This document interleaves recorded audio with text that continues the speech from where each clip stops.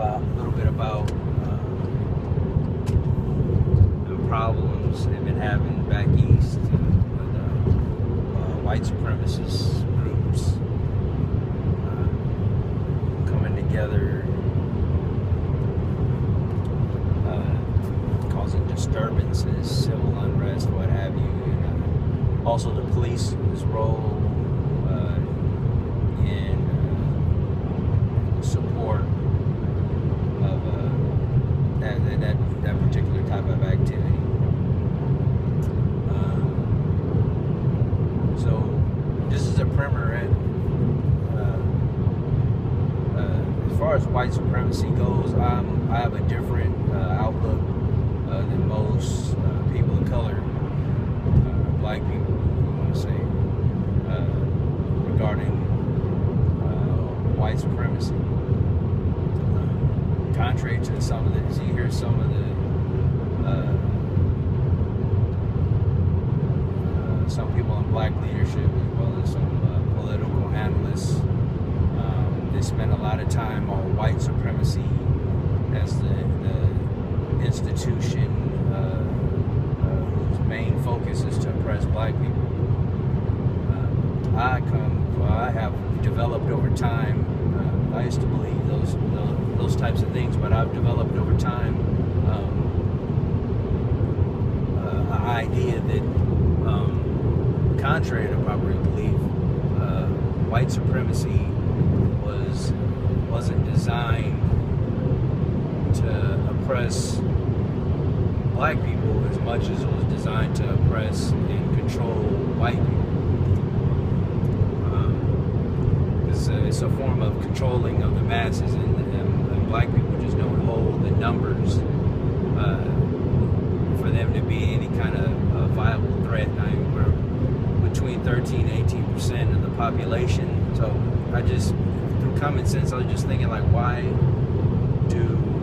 is there so much focus placed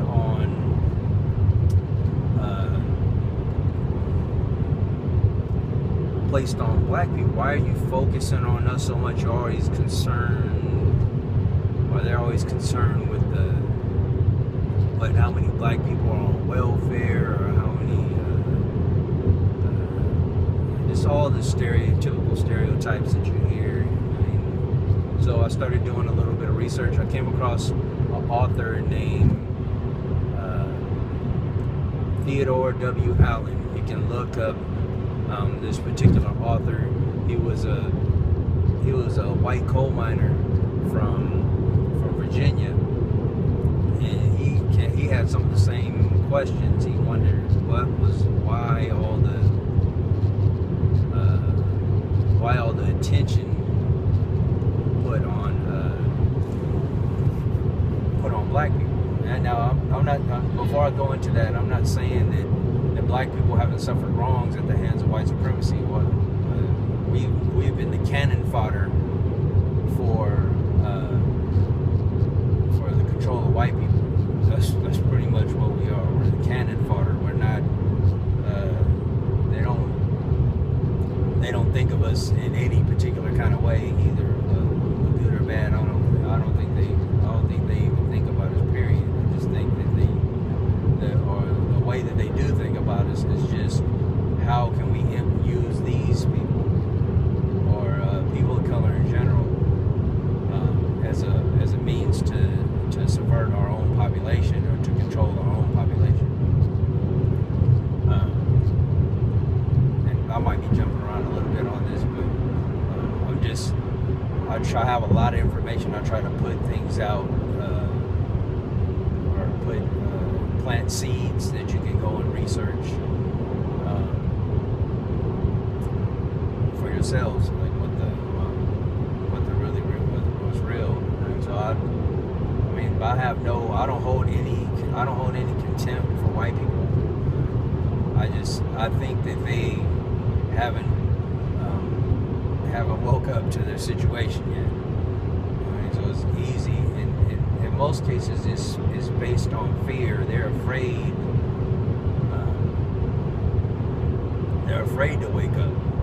Because if you tell them what really is what's really going on. What's the reason behind their ideology that they've been indoctrinated with from a very young age, through school or through school, and in addition to all other implements, the judicial system. Like, the web of white supremacy is very vast, and it encompasses a lot of different things, from small things to large. So there's a lot of different things. But one way to work through that is to think on a humanistic point of view before you start considering racial issues. Ask the questions why when you see, and I do this myself as well. When you start, you just have to be cognizant of what you're thinking about, because things are always present. And like I said before, white supremacy wasn't made, isn't a construct to solely oppress black people for the sake of oppressing black people. It was made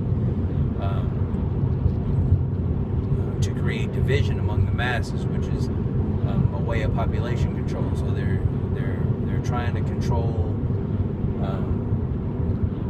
or distract, I should say, people from the major issues at hand. You know what I mean? And you see, and I tell this, I make this point to a lot of people that whenever there's a lot of strong social issues that come up, for instance, the economic crash in 2008 and 2009, that whenever you start seeing pushback against society, or larger society, wealth in particular, you always see an uptick in racism, white supremacist rhetoric. There's always an uptick in that, because that is the means of, that's how they control people. I mean, that's how they get you back focused on what you need to be focused on, which is minorities, people jumping over the border, people stealing welfare, you know what I mean, things like that. Don't focus on the actual cause of the problems. Focus on the distractional cause of the problem. So that's just what I have to say. But as far as going back to Mr. Theodore Allen, he pointed out that prior to the 1690s, there wasn't any white or so-called designation of white. Prior to that, or people were referred to as European, African descent, German, not European.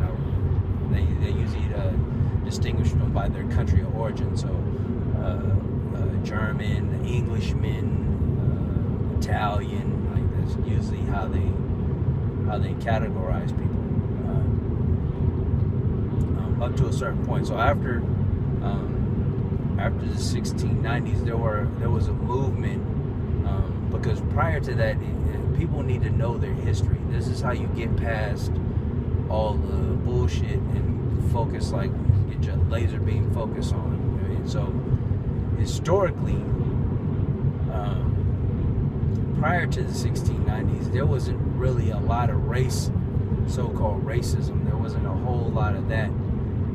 There was a lot of classism, though. There was there were poor people,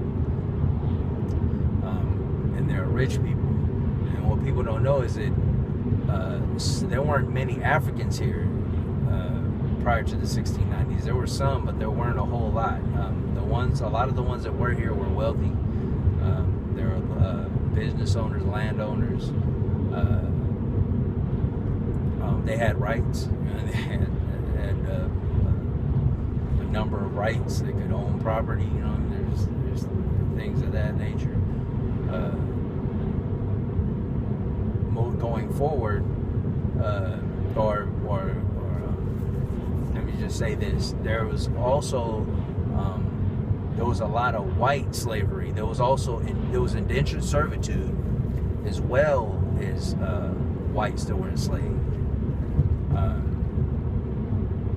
Not a lot of black people, because there weren't that many black people here. So a white person who didn't have means or was homeless, they were in a dangerous situation, because they could be abducted and put into slavery at any time, and that's what they did a lot of the times. They abducted or a person's homeless on the street, pick them up. You're congratulations, you're a slave. You know what I mean? This is just the reality of what it was back then. Like, white people were put into slavery, you know what I mean, before anybody else. They were also they did indigenous people. They tried to enslave indigenous people, but it was very difficult due to the fact that they knew the land. So if you could let a Native American get away, he was gone. You know, you wasn't gonna find him again. He'd dissolve into the landscape. But so there was a lot of white slavery, and people, they get, like, when you tell white people this, they get bent out of shape and start feeling a certain type of way. I tell them, like, this is just what it is, man. If you look at history, this tells you what the landscape was like, reasons why people were put into slavery. I mean, and there was the elites, the social elites, the economic elites back then had the cards stacked. There were laws that that were oppressive to people with meager means. I mean, if you didn't have money, you were going to be in dire straits. I mean, in trouble. So moving forward, there was a uprising called the Bacon Rebellion. Just to summarize it, there was both black and white poor settler workers, indentured servants, some slaves, things of that nature. They united in an uprising against the elites, the ones that money holders, the large corporations, so to speak, if that's what you want to call them. Excuse me. But they so they had an uprising, and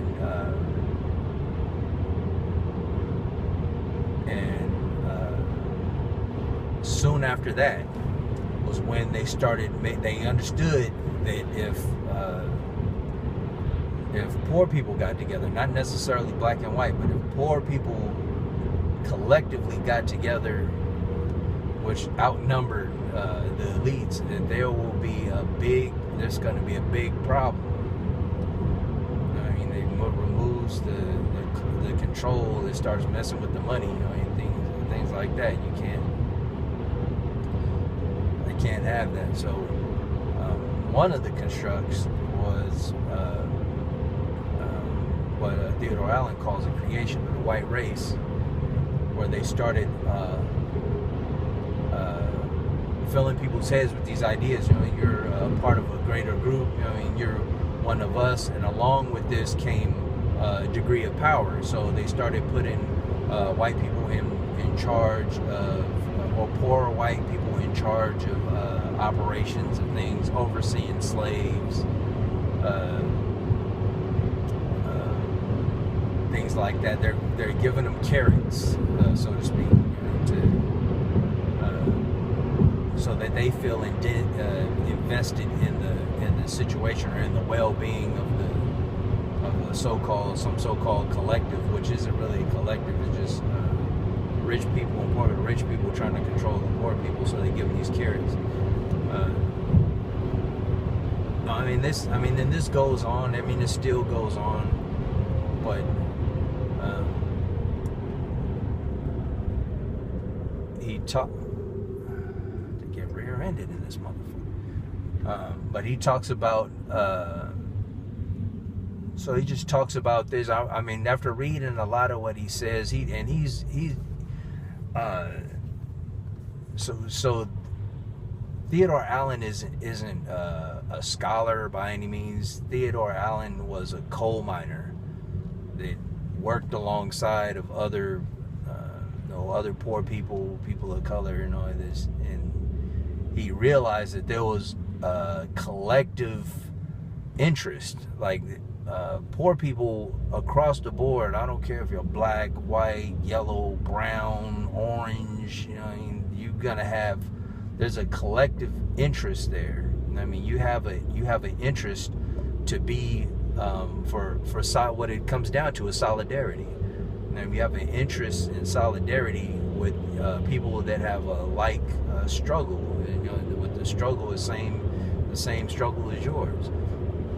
Rich people have the same solidarity.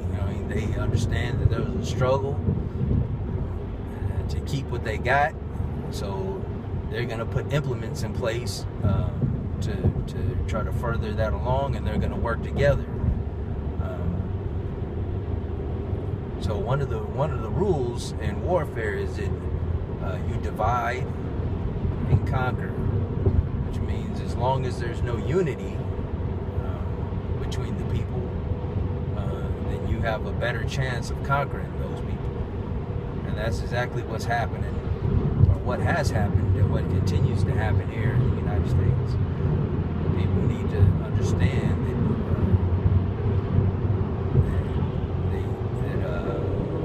if you don't have any means, if you're poor, a poor black person is the same as a poor white person. There's no difference. You know what I mean? So if you want to hold on, or if a citizen, a white citizen, wants to hold on to this notion of white supremacy that isn't even his own idea, white people have been brainwashed. This just boils down to being brainwashed for 400 years. Right alongside black people, we've all been sitting up here being brainwashed for years. If you want to hold on to that notion out of fear that you're giving something up which you don't have, it doesn't make a whole lot of sense to me. What should be happening is that you realize that there's a power at hand. Something is at hand that's working against my common sense. It's working against my reality. And I need to make adjustments. Because I tell people, as soon as white people understand that white supremacy shit was made for mind control, and subsequently that it goes away. As soon as white supremacy goes away, or white nationalism, or whatever you want to call it, as soon as white people wake up and realize that that's bullshit, this country is gonna go crazy. It's gonna go crazy. You talk about people always talk about the downfall of this country is gonna be a race war. No, it's not gonna be a race war. It's gonna be the consciousness, the awakening of white people. As soon as the white people awaken, it's gonna be hell to pay and a half, because they're the ones that sleep. The black people, we can't destroy anything that we don't have the numbers. But if white people wake up and smell the coffee, then there's gonna be some shit happening. That's when you start seeing that's when you start seeing things make a change. So with that being said, I may expand on or say some other things on it, maybe not, but I just wanted to give my little spiel. Excuse me. Get my little spiel on that, and I will